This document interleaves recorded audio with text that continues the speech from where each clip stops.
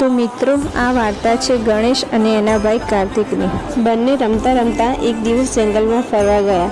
ઘણા દૂર ગયા પછી એક ઝાડ નીચે ફળ મળ્યું. ગણેશ તેને ઉઠાવે છે. ફળ કે ત્યારે કાર્તિક હાથમાંથી લઈ લે છે. કાર્તિક કહે છે, ગણેશ આ ફળ મારું છે, મારી નજર પહેલાં પડી હતી. ગણેશ કહે, નહીં કાર્તિકભાઈ, તમારી નજર પડી હશે, પણ આ ફળ પહેલાં મેં ઉઠાવ્યું છે. ધીરે ધીરે ઝઘડો વધવા લાગ્યો.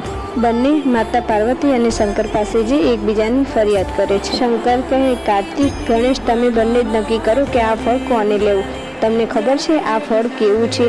આ બહુ દિવ્ય ફળ છે, જે ખાશે એને અમરતત્વ પ્રાપ્ત. બંને ફરી ઝઘડવા લાગ્યા. ત્યારે પાર્વતી કહે છે, શંકર, હવે શું થશે?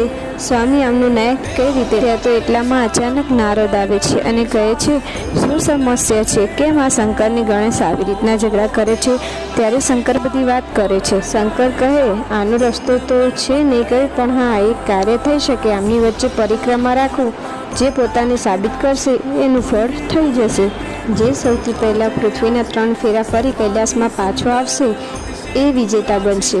શંકરે કહ્યું, શું તમે તૈયાર? ગણેશ અને કાર્તિકે હા પાડી. કાર્તિક શંકર અને પાર્વતીના આશીર્વાદ લઈ મોર પર બેસી પૃથ્વીની પરિક્રમા કરવા નીકળી પડ્યા. ગણેશ કહે, મારો વાહક તો મૂષક છે, હું કેવી રીતના જઈ શકું એના પર બેસીને?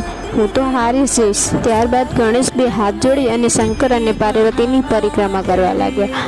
શંકર કહે, આ શું છે ગણેશ? તે મારા આદેશનું પાલન ન કર્યું? ગણેશ કહે, મારા મા અને પિતા જ મારું વિશ્વ છે.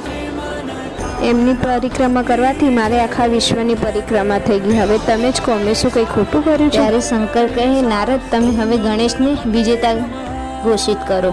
તેને બુદ્ધિનો પરિચય આપ્યો છે, એટલે તમે આ ફળ ગણેશને આપો. અને એટલામાં જ કાર્તિક આવ્યો.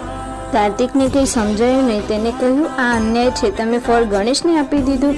ત્યારે નારદ કહે છે, ગણેશે તેના બુદ્ધિનો પ્રયોગ કર્યો છે, તેણે શંકર અને પાર્વતીની પરિક્રમા કરી છે. આ સાંભળી કાર્તિક ગુસ્સે ત્યાંથી ચાલી નીકળી જાય છે.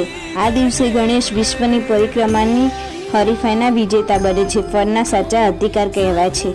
માતા પિતાથી ઊંચું વિશ્વમાં કોઈ નથી. શરૂઆતથી અંત સુધી માતા પિતાના ચરણોમાં જ આપણું વિશ્વ હોય છે. જય ગણેશ.